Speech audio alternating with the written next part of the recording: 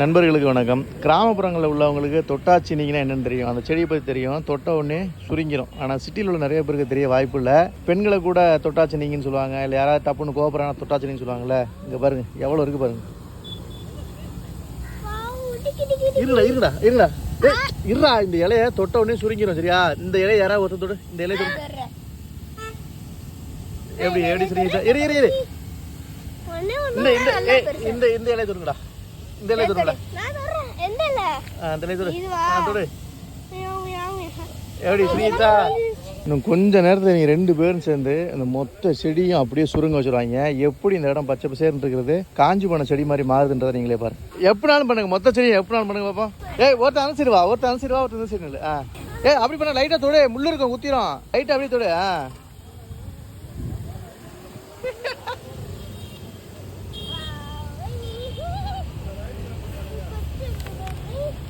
எப்படி காஞ்ச மாதிரி ஆயிடுச்சா? இது ஃபுல்லா காஞ்ச மாதிரி ஆயிடுச்சா?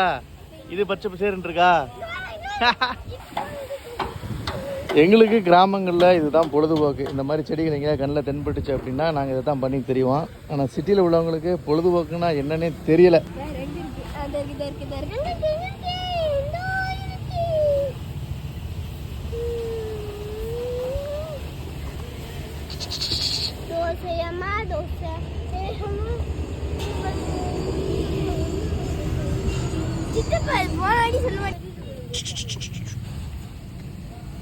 சுருண்டுச்சு, எல்லாமே சுருண்டுச்சுடா.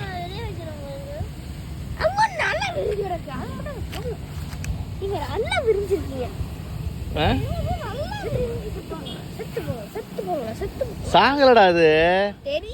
அதோட தன்மை எப்படி, அதனால அது சுருங்கிருது. முள்ளு இருக்கும் பார்த்து, சின்ன சின்ன முள்ளு இருக்கும். குத்திச்சுன்னு வச்சுக்க அப்படியே கொலுக்கிக்கும்.